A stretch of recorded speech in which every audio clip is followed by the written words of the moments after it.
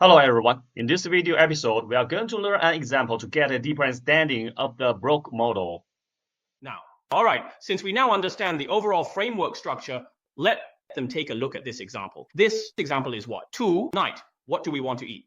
We want to have dinner tonight, right? Okay, so first, let's take a look. If you don't use BLOKE. and you want to ask ChatGPT what to eat tonight, how do you plan to ask it this question? You can, before looking at this PPT, close your eyes and think about what question you plan to ask it. When you've thought about it, then turn back and see what kind of question teacher Sean asked using the Brook model on this page.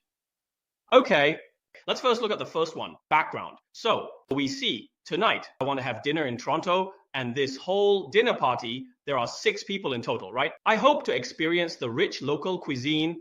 For example, if there is French cuisine, English cuisine, or other popular restaurants, that's also fine. And how about it? It should be suitable for everyone to chat. Okay, this is the background information. The second role, since I want to ask it about the dinner question for tonight, what kind of role should I define it as? What is it like? Of course, you can also give it other similar names, right? And this gourmet recommendation officer can be proficient in all kinds of global cuisines, right? Just now, I actually mentioned, hey, there's French cuisine, English cuisine, Chinese cuisine, Turkish cuisine, and so on and so forth. They are familiar with cuisines from all over, right? I can ask them to recommend any type of meal, and they can give me precise recommendations. Hey, okay, that's the second one. The third goal, the goal is what? Let's take a look.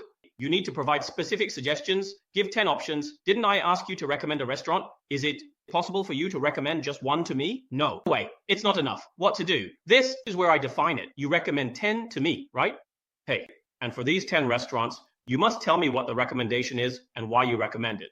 Yes, that's the first goal. Okay, the second goal, you see, when providing suggestions, you need to give reasons for the recommendations. The third, output in a table format, for example, what are the field names in this table? I define it as, first one is the serial number, right? I know there are 10 in total. The second one is the restaurant name. What are the signature dishes of this restaurant? The last one is the reason for recommendation, right? Making in a table format allows me to do what? To see everything at a glance.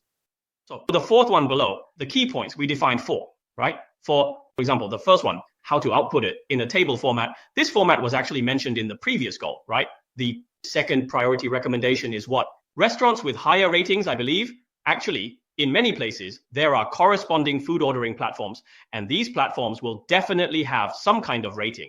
Standards, recommend to me those with high ratings. Then the third one, hey, how about the average spending, for example, within 100 Canadian dollars, right? This is quantified, right? The last hope is what? Light and nutritious. The fifth and final point, this is actually something you continuously improve and adjust during multiple rounds of conversation. So later on, when we ask ChatGPT, we just need to write out the content of the first 4 parts and feed it to it. Okay. That's all for this episode. And the next one will be even more exciting. To learn more about AI usage tips, so please visit ctrlvai.com. Thank you.